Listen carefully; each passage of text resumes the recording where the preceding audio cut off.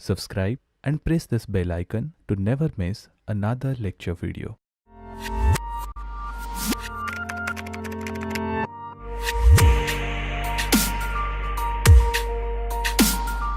Hi, welcome to GATE ESE Lecture. We are in lecture number 59 of Signals and System, and here we are going to cover Discrete-time Fourier series. You know, the Fourier series is nothing but a Fourier representation of periodic signals only. But Fourier transform is the Fourier representation technique for periodic as well as non-periodic. But basically, Fourier transform is basically designed for your non-periodic signals के representation के लिए, for the representation of non-periodic signals only. But Fourier series, where we will coming back to the Fourier series concept. Here your Fourier series is actually nothing but your representation of periodic signal that we have discussed in our previous video lectures. But in the previous video lectures we have went through continuous time Fourier series Fourier representation, but here we are actually concentrating on only discrete time Fourier representation. Okay, if your signal is in discrete time domain,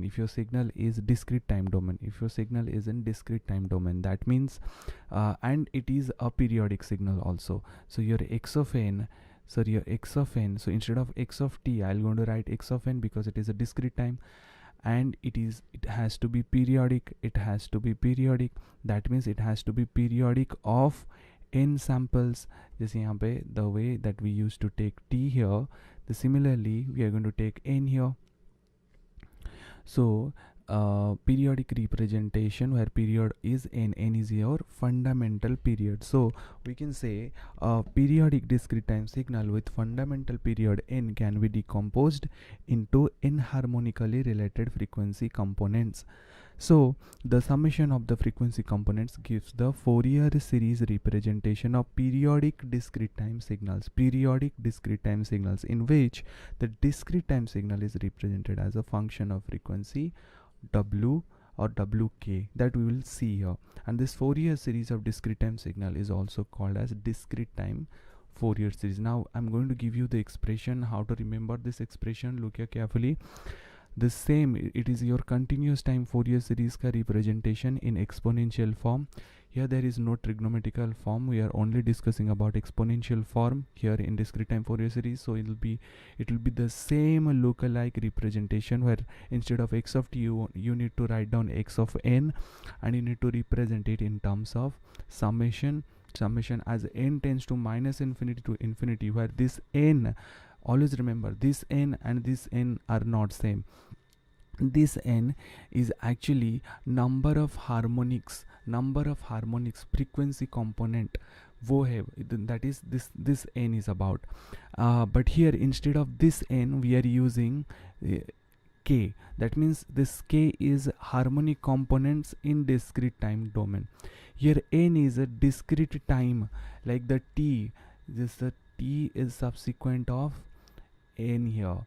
Here n is a subsequent of k here. Okay, so n is replaced by k and t is replaced by n. Now there is a couple of things that we need to take care of. The first and very most important thing is we need to take the limit from 0 to n minus 1. Why n minus 1? Because we are including zeroth time interval.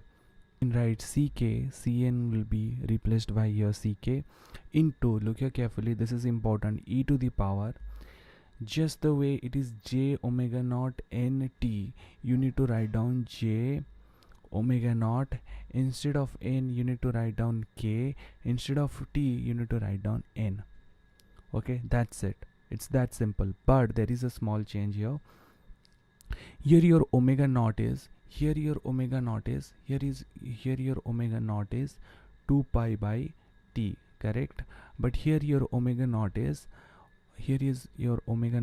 omega naught is nothing but what 2 pi by n. Clear? Now here we actually take like this, omega naught into k, we take it as omega k.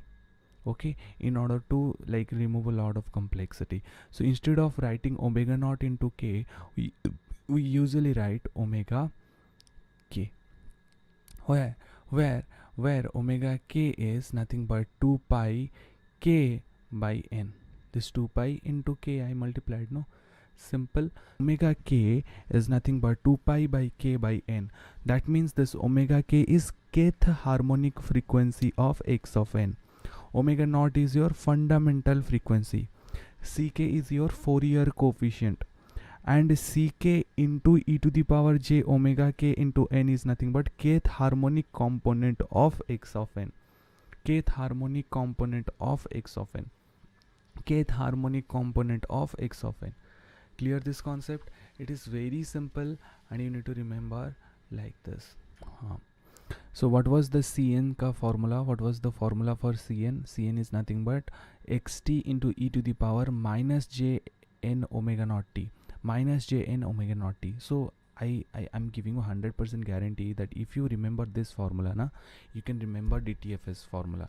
The DTFS formula is quite easier if you remember the formula in case of continuous time Fourier series. So instead of writing 1 by t, what I am going to write here, sir, you need to write 1 by n, sir, because n is the replacement of t here. Okay, I need to write it down here. N, which is your fundamental time period, this is replaced by here what, I'm sorry, t is replaced by here n. Okay, fundamental time period. Okay, so 1 by t is replaced by 1 by n, and instead of integration, what you need to write? Obviously summation. So whose limit is exceeding from minus t by 2 to t by 2. ये वाला term also, this function is also defined in this way, no? 1 by t, and here x of t into e to the power minus j n omega naught t. So this integration can also be written like this thing. So if you look here, so 1 by t is 1 by n, and instead of integration I have replaced it with a summation. And the limits, if you're talking about limits is from 0 to t. That means here the limits will be from whose value is varying from 0 to t. So t ka value is varying, the values for this small t, it is varying from 0 to t. So that means here t is replaced by small n, so that means n is varying, n will vary from 0 to n minus 1.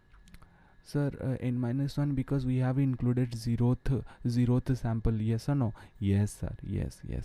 So into x of n, x of t is replaced by x of n here, into e to the power j n omega naught t, they will be replaced as it is. Look here carefully, minus j n will be replaced by k here, k omega naught will be omega naught here, but the omega naught value will be here 2 pi by n, and t will be replaced here by n. Clear?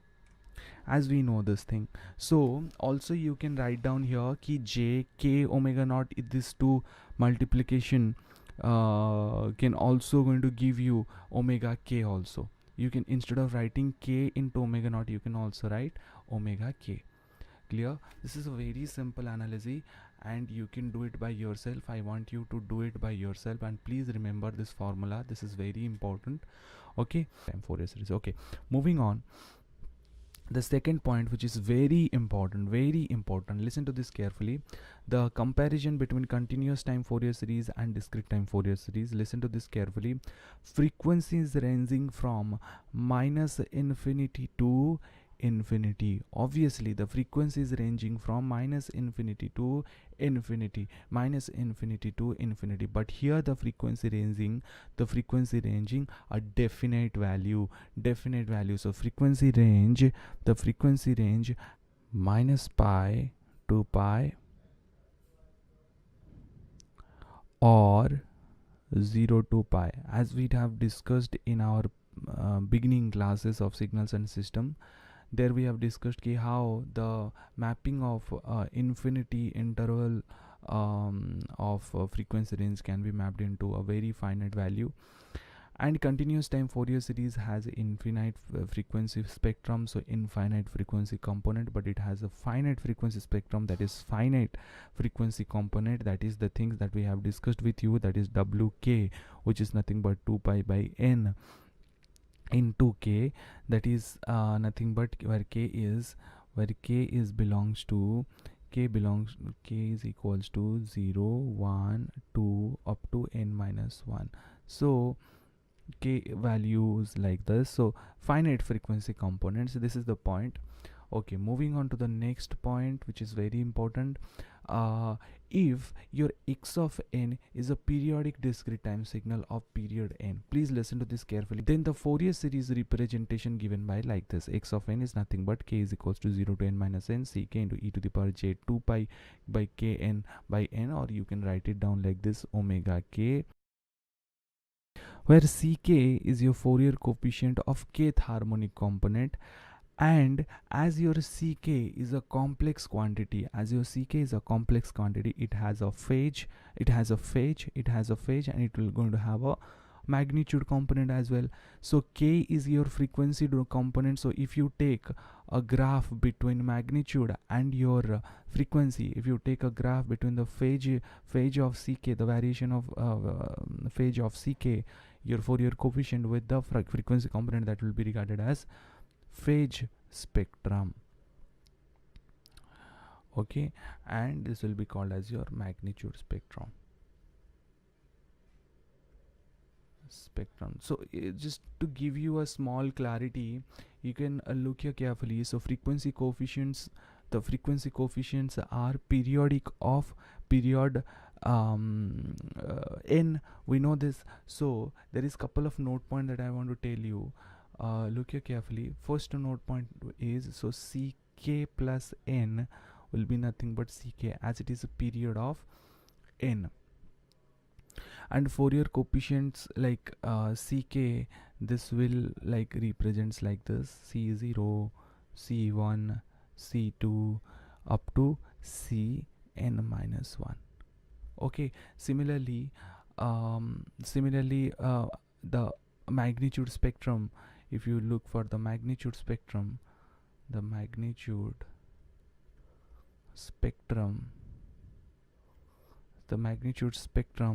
will be going to be like c0 mod, c1 mod, c2 mod, like this up to c of n minus 1. Similarly, the phase spectrum will going to be represented as the phase spectrum. It can also be represented as, so you can write down like this: ck mod will be, here you can write down like ck phase value will be c0, c1, c2 up to cn minus 1. Clear? It's a capital N, okay, the magnitude. Okay, so the n number of Fourier coefficients can be expressed as a sequence consisting of like n values like this. Okay, thank you so much for watching this video lecture. In the next video lecture, we'll get into the properties of this ck, the properties of this Fourier coefficient. See you, bye.